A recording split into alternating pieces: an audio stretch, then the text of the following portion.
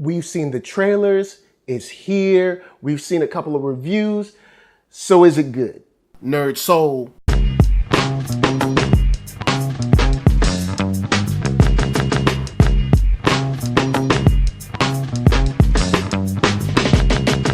Late Ill Kid at OneYoungsta holding it down, bringing that StreetGeek and NERDSoul. What is up, my people, today? Oh yeah, we coming with another wonderful episode of That's Right, Movie Reviews. We've been waiting to talk about this. We've done a reaction for it. I'm not gonna waste no time because today we're talking about Solo, a Star Wars story. And this is gonna be spoiler free, so you don't have to worry about Nathan. But I've gotten some questions. I'm gonna be as general as possible, but also giving you a little bit of insight into what's actually going on. My first question that I've been asked a lot is, what about the acting? And honestly, the acting is pretty solid. Like all the way throughout, the bit players, even the kind of like ensemble cast, they work very well. And actually, this is the first time I've seen Emilia Clarke in something that I've liked her in. Now I don't watch Game of Thrones, so I know she's probably the bomb in that because people love her in that. But you know, like in other stuff outside of that, I haven't really seen much that I've liked. But in this, I thought she was really good. She played someone who was complex, someone who had layers. So I thought she was dope. Lando just works, man. Yo, Donald Glover has been killing it this year. It's no different in this film, so he is on point. Woody Harrelson is pretty much predictably solid.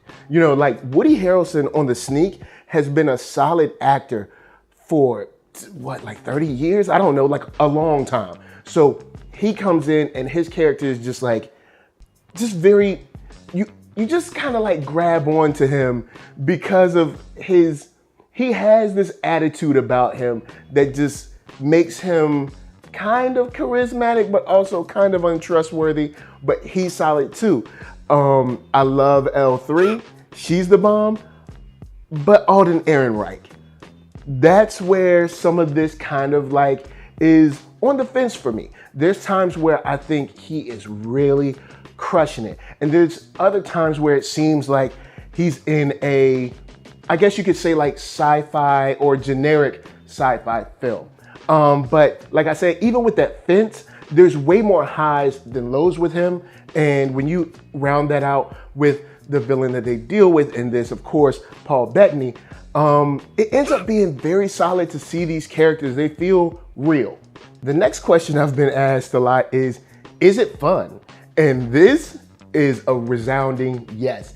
There are parts of this movie where they're on like adventures and doing their thing and kind of like flying around the galaxy together. And that is where this film shines. Like just all of them being on a journey together is what makes this movie work. You know, like planet hopping and all that stuff.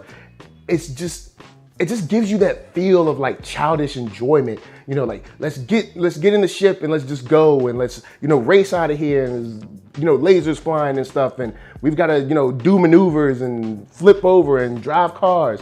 Like all of those moments are great and everything else falls away and you're just having a wonderful time. So like those journey moments when you know, when the movie is kind of moving along and they've all got like a directive, that's where this movie really shines. Next up, of course, is what about the direction? Because, you know, we had some directors and then now we got another director. So how does the movie look? How does it act?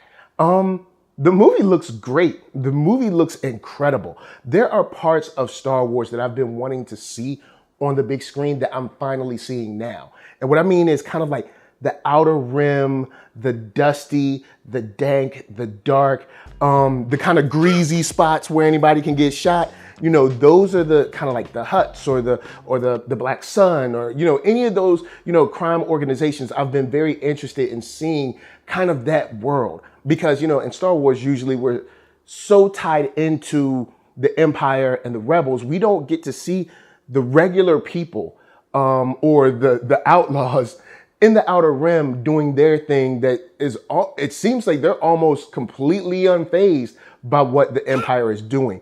So just the way it's directed as far as the visuals are killer, from the action and all that. But then the way this movie is paced between a couple of parts where it does slow down, it's pretty much like right on beat. You know, you kind of understand what's going on. They give you visual cues and little surprises, and you understand like kind of why we're here, why they're doing this, what this is about, you know, those kind of things. So as far as the direction, I have to say it's pretty solid. I won't say this is the best directed, but this is far from being the worst directed movie this year, or even a Star Wars movie.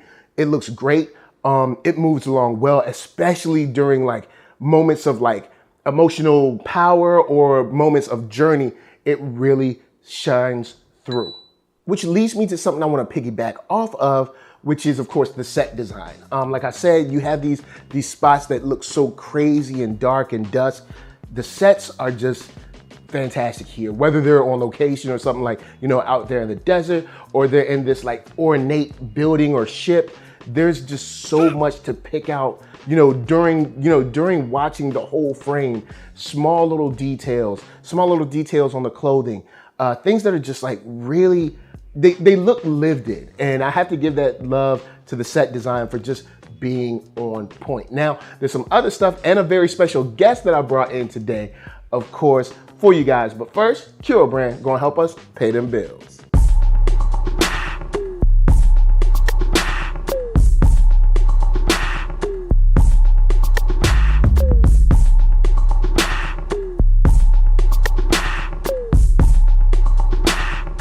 Oh yeah, check that link below. Hats, shirts, hoodies, all that jazz. And once you find something you like, of course, cop it. Now, we've talked about, the direction. Is the acting cool? How about the sets? Is it fun? Well, I brought someone along because I got a chance to see this movie, of course, with one of my Jedi Alliance folks, who is Alexis Torres, and I'm going to give her side, so take it away. Spoiler free, I will say that I need to see the movie a second time because of the fact that I was so tired when I went to go see it that it was hard for me to remember a lot of things, and the fact that because I fell asleep in the movie, even though, again, it wasn't because of the fact that it was boring per se, it was just the fact that there were moments of time where there was a little bit of lull in music, no one was talking, and I kind of got really comfortable. You're in a seat, it's dark, I just kind of got comfortable and fell asleep because it was right after work. But I will say, though, that there was a lot of really cool action. There was really good moments of funniness where I was laughing the entire time, and there were also moments where I felt like I was like, they're doing this for corny reasons and I don't like it. You know what I mean?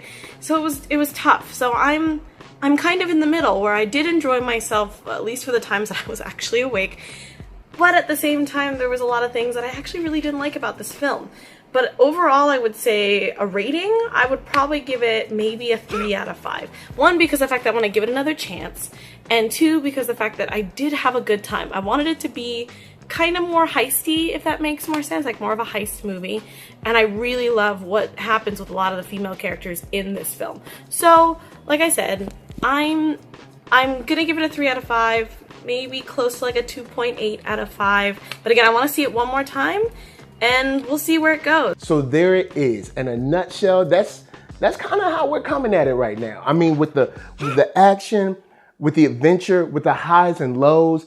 I do believe there's more highs than lows, but it is a mixed bag. And as a Star Wars fan, I don't know where to tell you to land on this one. I had a lot of fun. Ken Knapsack had a lot of fun, got a chance to talk to him. But then there were some people that I knew that fell asleep on it.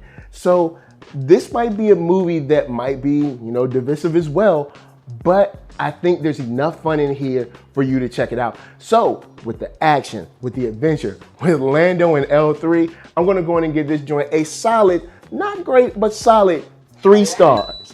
And I know that sounds crazy coming from me because I love Star Wars so much, but I think that this is such a mixed bag that it's hard to reach into the 4 and 5, it's definitely not 5 territory.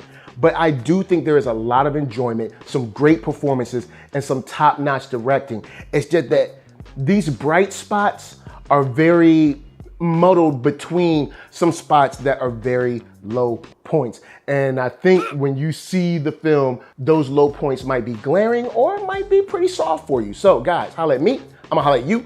Down in them comments, let's talk about Solo a Star Wars story. If you haven't seen it yet, if you have, of course, let's keep it spoiler free down below. Talk about the general stuff, but let's not get into actual specific plot points. So before I bounce, I want to tell you guys to hit up ThatNERDSoul.com. That's right, check me out right there. All my videos from the oldest, newest, latest, greatest, and all that. Then hit up shop.ThatNERDSoul.com and pick yourself up a t-shirt, player. And don't forget to get one for them playettes. Then come back here, like, comment, subscribe, and share that Nerd Soul. That's right, there's no better way that I can show people that you like what you are watching. So, LA, what up? VA, what up? RVA, you got my heart. And please be good to yourselves. Please be good to each other. And remember, boy, oh boy, if Lando tells you that you need to buckle up, buckle up.